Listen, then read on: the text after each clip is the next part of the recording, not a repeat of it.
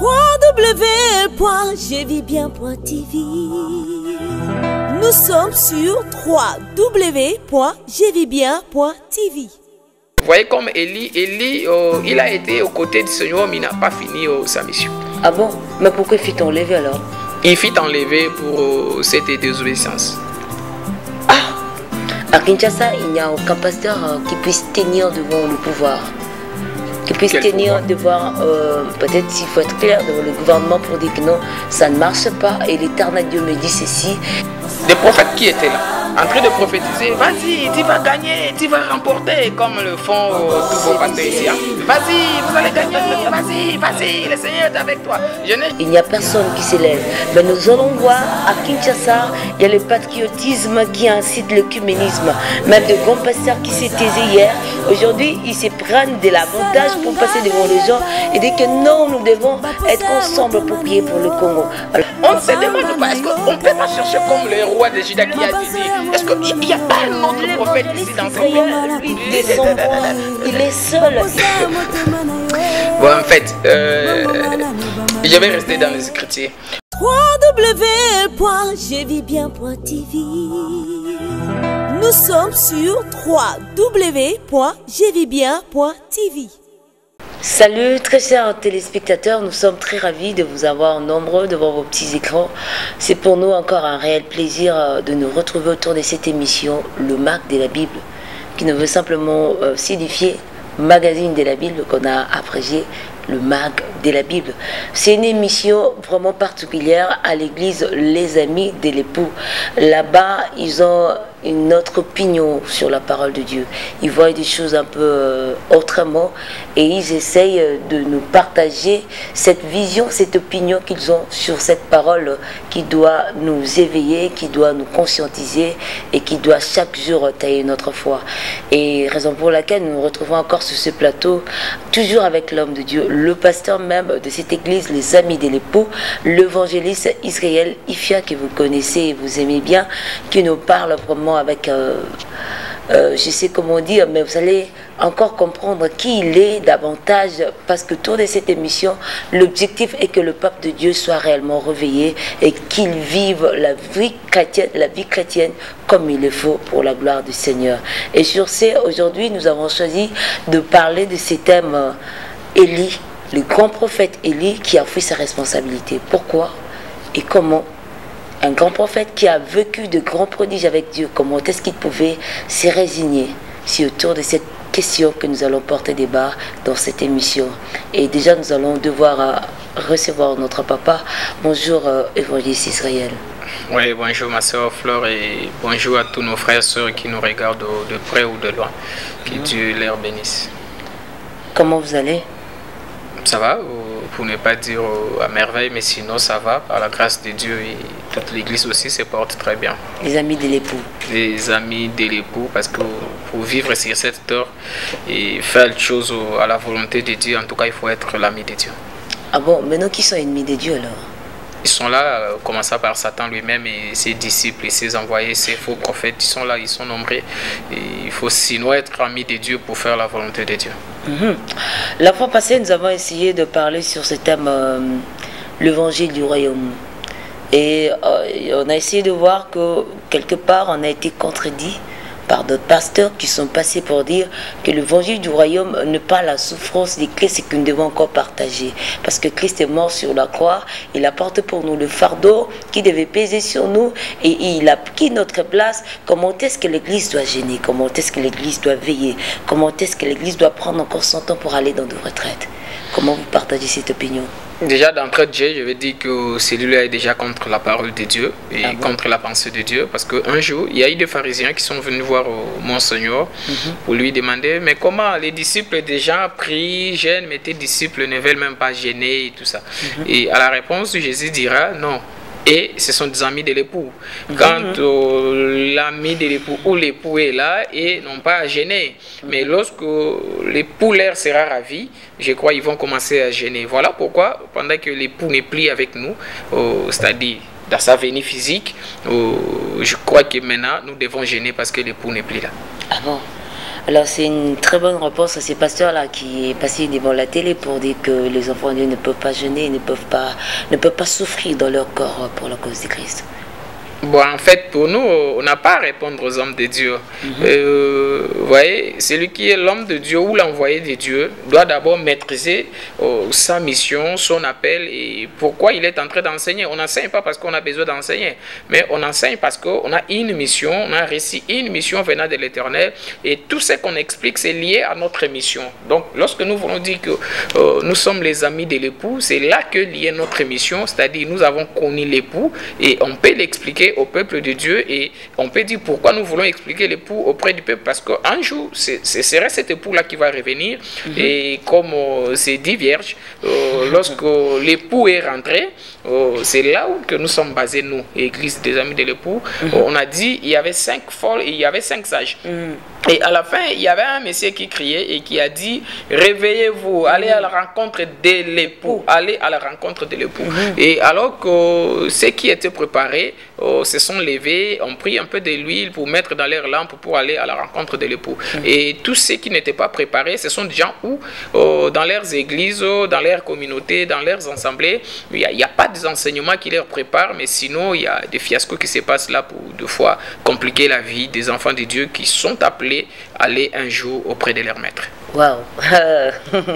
Bon, un jour on en parlera, les amis de l'époux, le frère de l'époux, les ennemis de l'époux. Ça sera un bon thème, pasteur. Mais pour aujourd'hui, nous continuons, nous voulons parler de notre thème, la responsabilité d'Élie. Mais pourquoi vous avez évoqué ces points qu'un homme de Dieu ne peut pas faire une mission vague, mais l'homme de Dieu doit faire une mission parce qu'il est mandaté, parce qu'il a une connaissance de la part du Seigneur, parce qu'il sait que je suis délégué de Dieu et j'accomplis cette mission non pour moi-même, mais pour le salut des hommes. Pourquoi cela? Bon, en fait, un homme de Dieu, c'est un homme déjà mort. C'est quelqu'un qui ne vit plus. C'est-à-dire qu'il a été amené captif auprès du Seigneur, là au ciel. Et maintenant, il est retourné sur la terre comme un don. Vous voyez, lorsqu'un don arrive sur la terre, c'est à ceux qui reçoivent ce don-là de faire quelque chose, de l'entretenir, de faire tout. Mais ce don est là pour donner la solution au problème. Je prends un exemple si simple. Je vois nos frères japonais qui ont un peu de maïs. Ils ont pris tout ça. Ils vont dire non, je vais envoyer comme ça au Congo. Lorsqu'on envoie ça au Congo, cela n'a rien à voir avec nos amis portugais ou libanais, mais ça a à voir avec nous les Congolais. C'est-à-dire, lorsque ces maïs arrivent au Congo, ça a une mission. Même si ces maïs ne parlent pas, mais il y a une mission.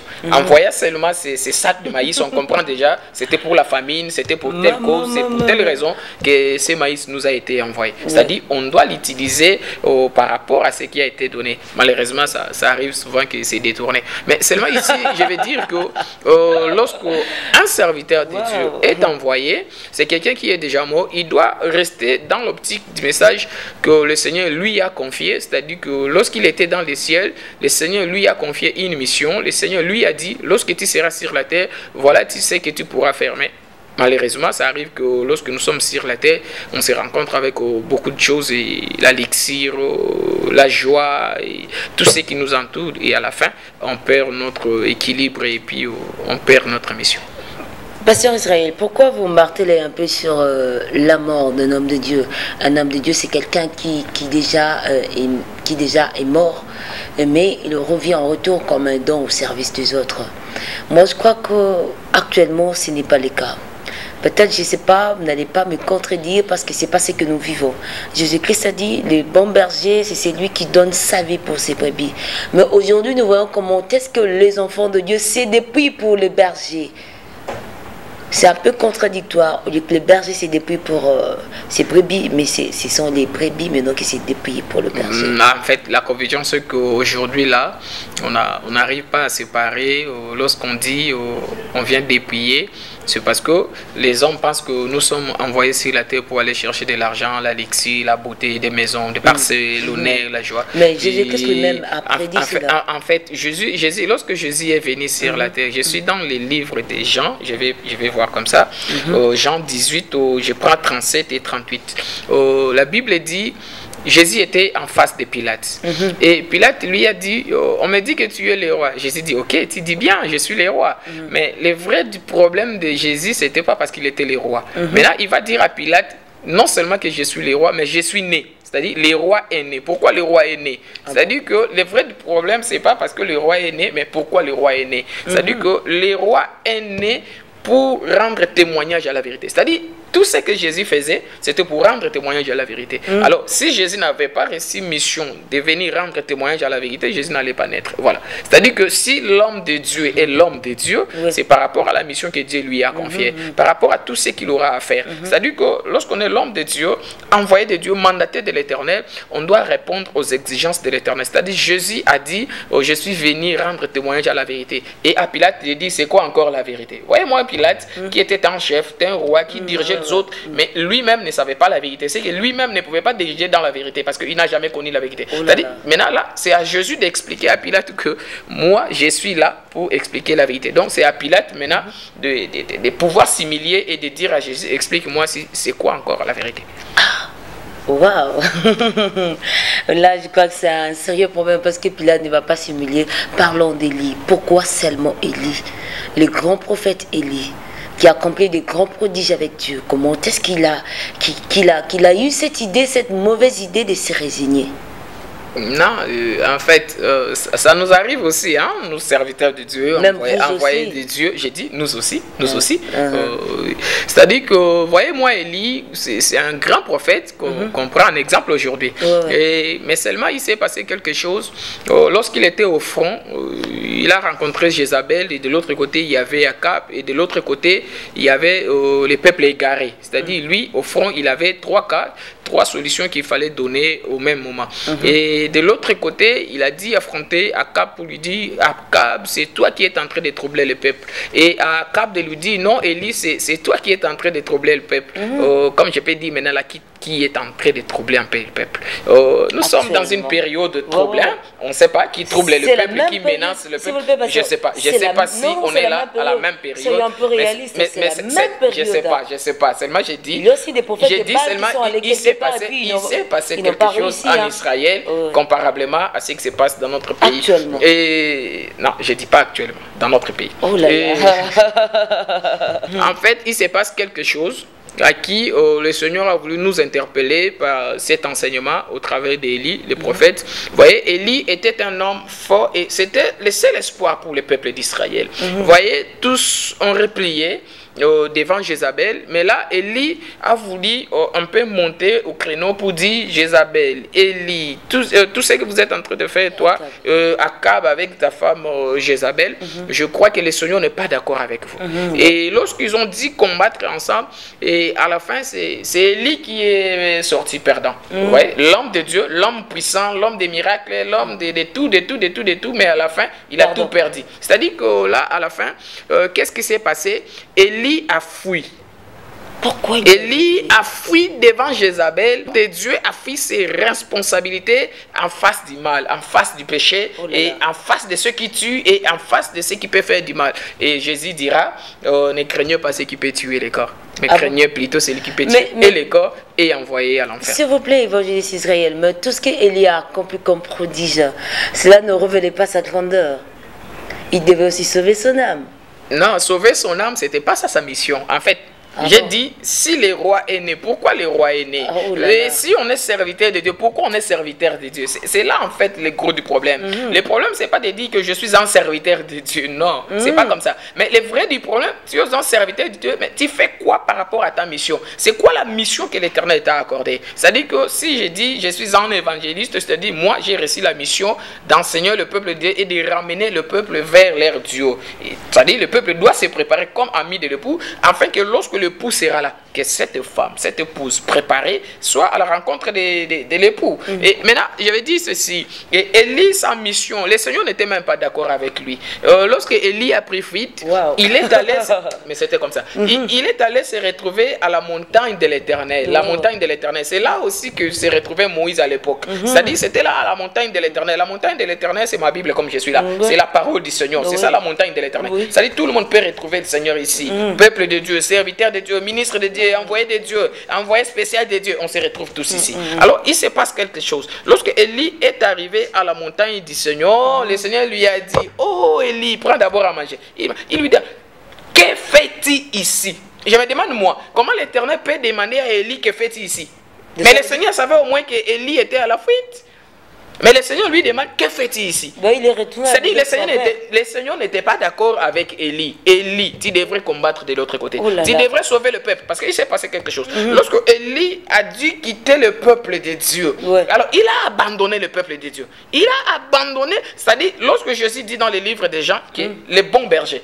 Or, le bon berger c'était Élie pour Israël à l'époque. C'est-à-dire lorsque le bon berger quitte son peuple, et Jésus dira d'abord qu'on frappera les bergers. C'est-à-dire que lorsqu'on frappera les bergers, les troupeaux seront dispersés. C'est-à-dire lorsqu'on a eu à frapper sur Élie, lorsque la magie a frappé sur Élie, lorsque Jézabel a frappé sur Élie, et les troupeaux étaient dispersés. Et c'était comme ça. Il n'y avait plus de rois, il n'y avait plus de bergers, il n'y avait pas de chefs sur le peuple d'Israël. Voilà pourquoi j'ai dit, le Seigneur a dit à Élie, ce que tu as fait, je ne suis pas d'accord avec toi. Et à Élie de dire, Seigneur, tu sais, je suis resté seul. Et le Seigneur lui dira, Élie, il ne faut pas aller même dans le secret de Dieu. Tu n'es pas le seul. Il y a encore 7000 qui n'ont jamais fléchi. Ça dit que même moi là, comme je dis la vérité comme ça, lorsque je prêche la parole du Seigneur, je ne veux pas dire que je suis le seul dans ce pays. Je ne veux pas dire que je suis le seul dans le monde. Mais je sais qu'il y a des milliers et des milliers de serviteurs de Dieu qui sont appelés à dire la vérité afin de préparer le peuple de Dieu. Lorsque Élie est arrivé là-bas,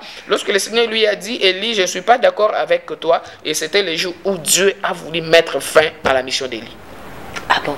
Ah oui. Les autres disent que Élie n'est pas mort, mais je sais qu'Élie est mort.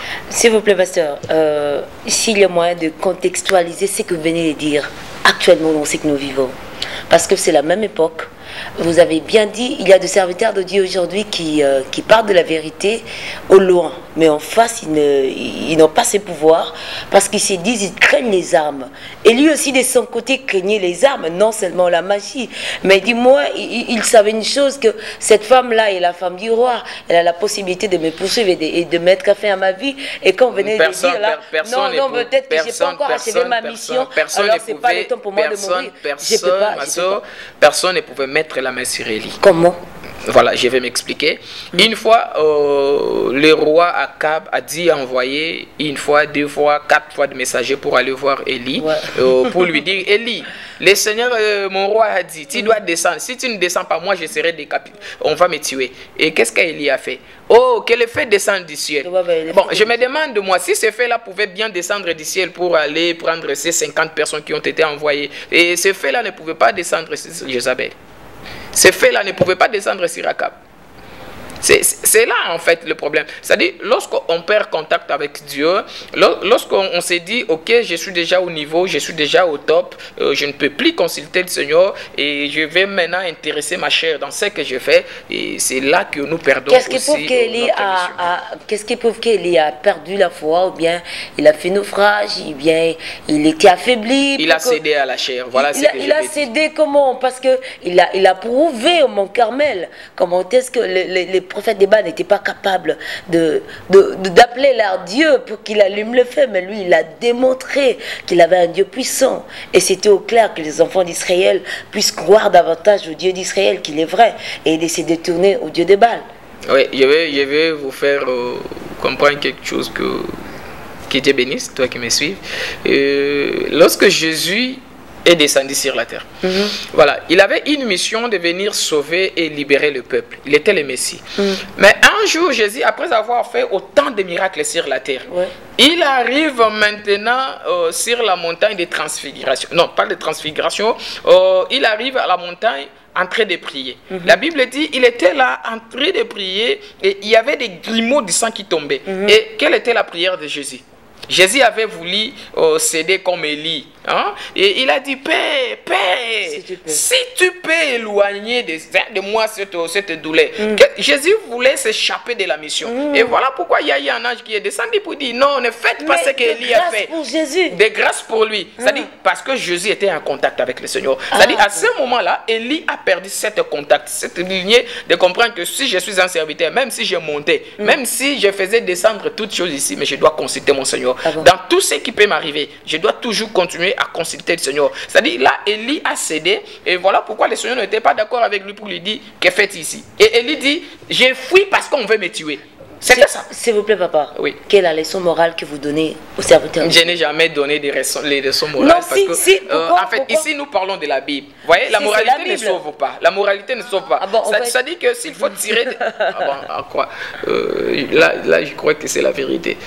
On n'est pas là pour des leçons morales. Non, en fait... Vous voyez, lorsqu'on va à l'université, on a des leçons morales et à la fin, nous voyons que la morale n'est pas capable de résister même devant la fausseté, même devant la péché. C'est-à-dire que ici, nous sommes appelés de Dieu pour annoncer la vérité.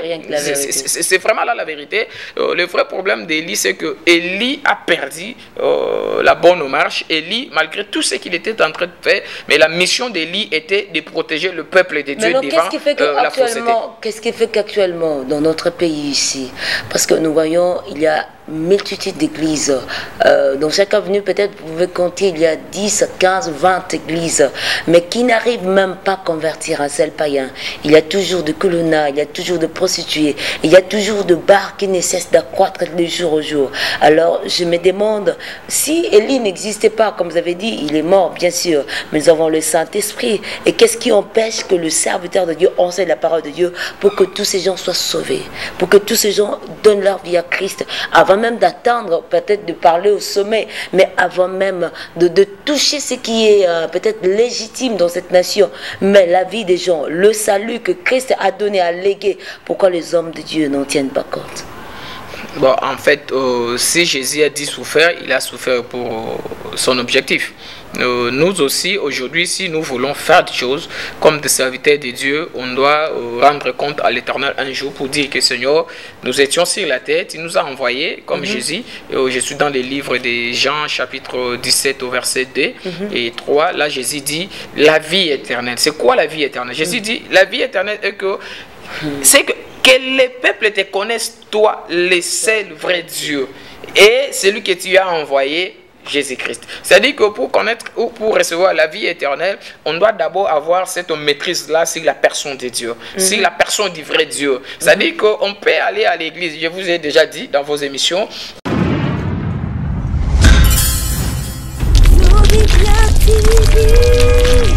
www.jevibien.tv.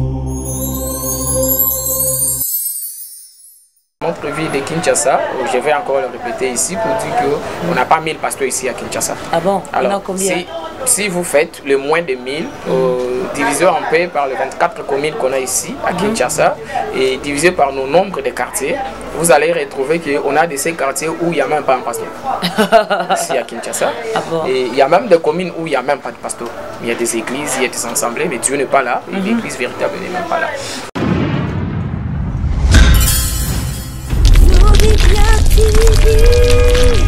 www.jevibien.tv. Pour dire qu'ici à Kinshasa, on n'a pas 1000 pasteurs. C'est-à-dire, j'ai déjà dit et répété qu'il y a de ces quartiers même où il n'y a même pas de pasteurs, il n'y a même pas des églises. Et ne vous en faites pas aux assemblées. Malgré apparemment, il existe ne vous dérangez pas. Et le Seigneur nous a même dit, pour dire qu'il y a des gens qui vont chez lui pour apprendre la vérité. Mais lorsqu'ils rentrent chez eux pour annoncer cette vérité, les gens ont eu peur, les gens ont tellement du mal à annoncer la vérité parce qu'ils craignent comme Élie, on va me tuer, je vais perdre ma vie. Peut-être c'est comme l'histoire de Moïse avec les enfants d'Israël. Il leur a dit, Dieu veut vous recevoir, préparez-vous à la rencontre du Seigneur. Et à un certain moment, les enfants d'Israël sont montés à la montagne. Mais lorsque Dieu a commencé à parler, ils n'ont pas pu supporter la puissance de ces dieux. Et ils ont dit, non, non, Élie, Moïse, toi-même, va consulter ton Dieu et tu vas nous rapporter le retour. Alors je me demande, c'était quoi? Peut-être c'est la même histoire qui se passe actuellement. Les enfants de Dieu ne savent pas comment consulter Dieu. C'est comme ça, ils sont toujours obligés de passer par des hommes de Dieu qui des fois démontrent la nature faible de l'homme et ils cèdent. Peut-être c'est ça. Non, en fait, sur la terre, c'est vrai que les hommes doivent passer chez les serviteurs de Dieu. Mais le rôle d'un serviteur de Dieu, c'est là mon problème. Le rôle d'un serviteur de Dieu, c'est comme Jésus a dit, j'ai fait connaître ton nom. C'est-à-dire que nous, comme serviteurs de Dieu, on a la mission de faire connaître le nom de Dieu. C'est-à-dire orienter le peuple de Dieu vers Jésus. On n'a pas à limiter le peuple vers nous. C'est-à-dire qu'à orienter le peuple, c'est-à-dire on ne sert pas de barrières. Lorsque le peuple arrive, on dit, ok, nous ne sommes que des petits ponts. Monte un peu, va vers l'Éternel, ton Dieu. Celui qui t'appelle, c'est l'Éternel. Je suis dans les livres des Romains, chapitre 8, je crois, verset 29, où la Bible dit, tous ceux dont le Seigneur a connu d'avance, il les a préparés, il les a prédestinés, il les a appelés, il les a justifiés. C'est le Seigneur qui fait tout ça, mais au moyen d'un serviteur. D'où je vais dire que l'homme de Dieu a une mission qui est de préparer le peuple de Dieu, afin qu'un jour, lorsque le Seigneur viendra, qu'il puisse non seulement enlever son peuple, mais qu'il puisse aussi rémunérer cet homme de Dieu qui a beau travailler, qui a pris de son temps. Vous voyez comme Élie, il a été aux côtés du Seigneur, mais il n'a pas fini sa mission. Ah bon? Mais pourquoi fit enlever alors? Il fit enlever pour cette désobéissance. Ah, ce n'était pas une grandeur, ce n'était pas un hommage de la part du Seigneur, mais c'était une désobéissance. C'était écrit noir sur blanc. C'est par là que Dieu, je ne sais pas comment dire, va les récompenser comme ça dans une telle grandeur. Voyez un peu l'histoire. Qu'est-ce qui s'est passé? Je crois que c'est dans le livre des 1 Roi, chapitre 19. Lorsque Élie, je crois que c'est au verset 9. Lorsque Élie s'est présenté auprès du Seigneur, quelle a été la défense d'Élie? D'abord, quelle a été d'abord la question du Seigneur? Élie, que fais-tu ici? Ouais, au lieu de dire, Élie, ok, je te reçois parce que de l'autre côté, il y a trop de combats. Mais le Seigneur, et à Élie de dire, Seigneur, je suis là en fuite parce que de l'autre côté, il y a Jézabel. Bon, qu'on se le dise en paix. S'il y a le péché aujourd'hui, s'il y a du mal aujourd'hui parmi le peuple de Dieu, est-ce que c'est au serviteur de Dieu de dire que, ok, on s'arrête là parce qu'il y a le péché? C'est qu'on n'est pas serviteur de Dieu. Lorsqu'on est serviteur de Dieu, même si le péché venait à monter et toucher le ciel, on doit faire quelque chose. On doit annoncer l'évangile. On ne doit pas fuir pour dire que non, ok, il y a le péché, il y a des malfaiteurs. S'il y a des malfaiteurs, que fait-il? Qu'est-ce que l'évangile Israël fait déjà? J'annonce l'évangile du Seigneur. Je crois que pour nous, ce que le Seigneur nous a donné, c'est d'annoncer l'évangile du Seigneur. Je crois qu'on se donne corps et âme. Je crois que ceux qui nous connaissent déjà, ceux qui nous suivent, savent que pour nous, dire la vérité, c'est notre mission. Défendre l'évangile du Seigneur, défendre le peuple de Dieu. Il n'y a même pas à négocier là-dessus. C'est-à-dire que pour nous, je sais qu'un jour, je vais rendre compte auprès de mon Seigneur. Et pour que le Seigneur ne me dise pas, je te mets un peu de côté, je vais un peu relever les autres. Mais je crois que moi, je vais aller jusqu'à la fin, annoncer l'évangile du Seigneur. Et aller jusqu'à la fin. Vous savez qu'aujourd'hui, à Kinshasa, il y a beaucoup de patients qui ont commencé avec Dieu, qui étaient des icônes, qui ont inspiré beaucoup de jeunes. Et à quelques, peut-être, quand je peux dire, à 50 km de leur marche, ils ont abandonné la foi. Et comme Élie. Ils ont abandonné la foi, ils sont nombreux. Comme Élie. Élie. Donc peut-être que ça peut aussi être votre cas un jour. Non, je suis l'ami de l'époux pour dire que, vous voyez, lorsqu'on est ami de l'époux, on a le Saint-Esprit de Dieu. Et lorsqu'on est en train d'avancer, on avance ensemble avec le Saint-Esprit de Dieu. Et là où le Saint-Esprit nous dit il faut avancer, on avance. Là où il dit il faut s'arrêter, on s'arrête. Il s'est fait un moment ici où on a gardé silence, on ne parlait plus. Parce que le Seigneur n'a pas voulu qu'on puisse commencer encore à faire de bruit là. On respecte la voix de Dieu. Ah bon? Et j'ai dit que si Dieu est avec nous, si le Saint-Esprit de Dieu est avec nous, on ira jusqu'à la fin et je crois que nous allons réussir notre mission. C'est ça votre secret, c'est la voix de Dieu, c'est ça? Écoutez la voix de Dieu, rester en connexion de Dieu. Et maintenant, tous ces serviteurs de Dieu qui se disent aujourd'hui, je suis fils de Dieu, fils du royaume, et je suis serviteur de Dieu puissant, et ils ont abandonné la voix de Dieu, c'est ça? Ils sont là nombreux, mais je ne suis pas là pour ça. Mais seulement, je vais dire au peuple de Dieu, ce qui importe pour un homme de Dieu, c'est d'accomplir sa mission. Si l'homme de Dieu ne va pas avec sa mission jusqu'à la fin, je crois qu'il n'est pas digne de l'Éternel. Pasteur Israël, est-ce que vous savez, aujourd'hui, à Kinshasa, il n'y a aucun pasteur qui puisse tenir devant le pouvoir, qui puisse tenir devant, peut-être s'il faut être clair, devant le gouvernement pour dire que non, ça ne marche pas. Et l'Éternel Dieu me dit ceci, si vous ne changez pas vos vies, peut-être si vous ne vous détournez pas de vos péchés, vous allez voir ce qui pourra vous arriver. Il n'y a personne qui s'élève. Mais nous allons voir, à Kinshasa, il y a le patriotisme qui incite l'œcuménisme. Même de grands pasteurs qui s'est taisés hier, aujourd'hui, ils se prennent de l'avantage pour passer devant les gens et dire que non, nous devons être ensemble pour prier pour le Congo. Alors, je ne sais pas. de quelle loi l'œcuménisme est sorti seulement de l'Église de Dieu? Ou peut-être ces pasteurs sont égarés, c'est comme ça, ils veulent voiler leur face en assemblant les gens, ou soit ils veulent simplement, peut-être, je ne sais pas, démontrer que Dieu est... D'où est né l'écuménisme? Un jour, il y avait Michée et d'autres prophètes. Lorsque le roi de Samarie voulait aller en guerre, sans consulter d'abord le Seigneur, il a pris cette décision d'aller en guerre, d'aller combattre les Syriens et tous ses voisins. Et maintenant, des prophètes qui étaient là, en train de prophétiser, vas-y, tu vas gagner, tu vas remporter, comme le font tous vos pasteurs ici. Hein? Vas-y, vous allez gagner, vas-y, vas-y, le Seigneur est avec toi. Je n'ai jamais entendu parler que le Seigneur n'est pas avec toi. Le Seigneur est avec toi, vas-y, vas-y, vas-y. Et le roi de Juda dit, regardez, dit non, est-ce qu'ici en Israël, il n'y a pas un autre prophète? C'est-à-dire qu'ici, on ne demande pas s'il y a un autre pasteur. C'est-à-dire ceux qui sont, ce sont des pasteurs. Ce sont des. Mais on ne se demande pas, est-ce qu'on ne peut pas chercher comme le roi de Juda qui a dit, est-ce qu'il n'y a pas un autre prophète ici dans ce pays? Lui, de son point, il est seul, il n'a pas une congrégation qui l'incarne, bien qu'il est défini. Non, il peut aussi être à la tête d'une troupe et pour peut-être défendre les autres. C'est comme ça, on le choisit, cela.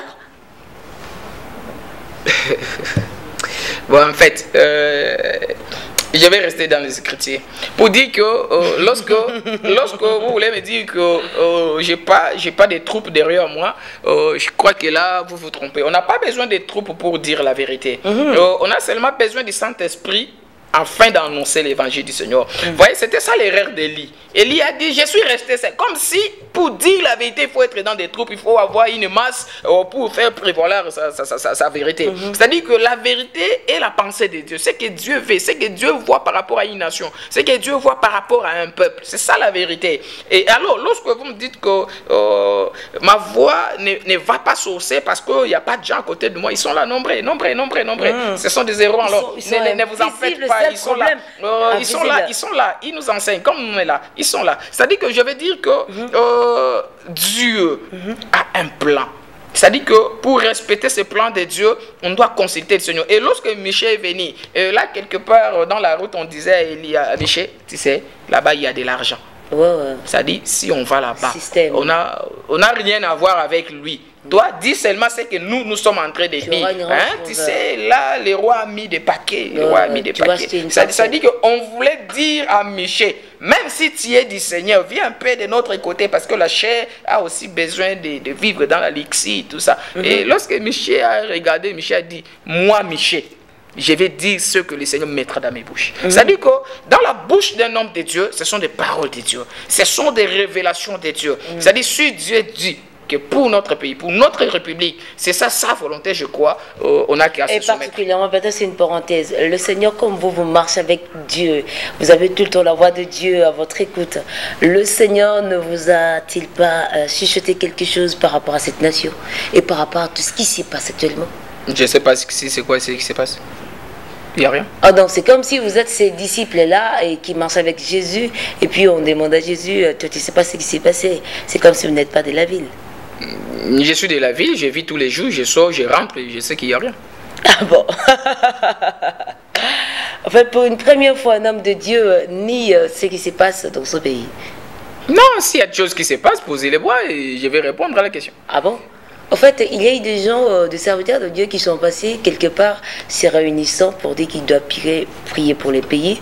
Ils sont allés, mais subitement, il y a eu une grande pluie qui s'est abattue sur eux. Et quelque part, les traditionnels, peut-être si je peux le dire, des hommes spirituels traditionnels ont fini par dire Dieu n'a pas écouté leurs prières. Et si c'était vous, comment allez-vous réagir? Bon, je n'ai pas à répondre à de tels genres d'écuménisme parce que d'abord, au départ, là, Dieu n'est pas d'accord avec ça. Dieu n'a jamais été ensemble avec des pharisiens. C'était des gens qui parlaient de Dieu. Des pharisiens, des scribes. Ils parlent de Dieu, mais ils ne connaissent pas Dieu. Ce sont des gens qui parlaient de Dieu. Nous sommes des dieux. Nous voulons Dieu, nous aimons Dieu. Jésus, en les regardant comme ça, vous êtes des fils de serpents. Oula, l'homme de Dieu. Fils de serpent. C'est-à-dire que ne vous en faites pas tout ce que vous voyez là. C'est-à-dire qu'être l'homme de Dieu, c'est être muni de la mission et de la volonté du Seigneur. Lorsqu'on est sous la volonté du Seigneur, et je vais dire, notre pays est laïque. Oh, il est C'est-à-dire laïque. que lorsque notre pays est laïque, on a toutes les tendances. On a la liberté. C'est-à-dire on a toutes les tendances. C'est-à-dire toutes ces tendances-là, et ceux qui aiment Dieu, et ceux qui n'aiment pas Dieu, ceux qui croient en Dieu, et ceux qui ne croient pas en Dieu, vont se mettre ensemble pour dire, nous allons invoquer même les dieux que nous ne pouvons même pas Peut-être invoquer. c'est une dernière question. Si aujourd'hui on vous donne l'opportunité de renommer l'église du Congo, comment est-ce qu'allez-vous la nommer peut-être? Église de réveil, église pentecôtiste ou comment? L'ami de l'époux. Waouh! Il y a le pasteur qui est fan de son église et quand c'est les autres, et là, on parle du chauvinisme.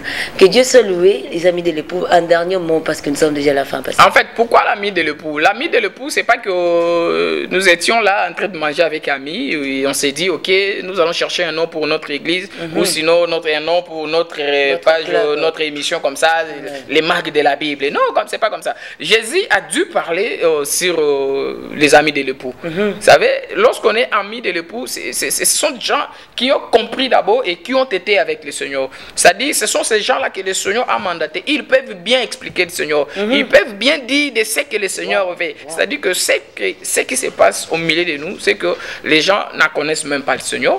Ils n'ont jamais vu le Seigneur et ils veulent seulement parler du Seigneur comme le livre d'Ésaïe chapitre 4 verset 1er dit. Il y avait 6 femmes qui allaient comme ça auprès d'un seul mari. Donne-nous seulement ton nom. On n'a pas besoin de ta nourriture. Donne-nous seulement ton nom. C'est-à-dire, il y a des gens comme ça qui sont dans l'église, du réveil, ils sont comme ça, ils sont dans l'église, portant seulement le nom de l'église, mais je crois qu'en fait, ils ont leur nourriture, leur doctrine, ils ont leur message, leur philosophie de voir les choses, croyant qu'on peut aussi prier pour une nation. Et si on priait pour une nation, on serait en contradiction avec Matthieu 24, chapitre 2. Chapitre 24, verset 2. En fait, il y a des serviteurs de Dieu à Kinshasa qui attendent que Dieu fasse sa volonté dans n'importe quelle dimension. C'est ce que j'ai compris. Oui, Dieu peut faire sa volonté dans quel sens? C'est-à-dire que dans tout ce qui se passe dans le monde, Dieu a un plan, Dieu a une mission et Dieu a un temps fixé. C'est-à-dire que même s'il y aurait la paix au Congo, cela n'arrêtera pas la pensée de Dieu. C'est-à-dire, un jour, Dieu finira par accomplir sa volonté. C'est-à-dire que même s'il y aurait du trouble ici au Congo, cela n'arrêtera même pas la vision de Dieu et la pensée de Dieu. Dieu a un plan déjà bien défini, bien calculé dans des jours et dans des heures. Et d'ailleurs, il a dit, il reviendra comme un petit volet.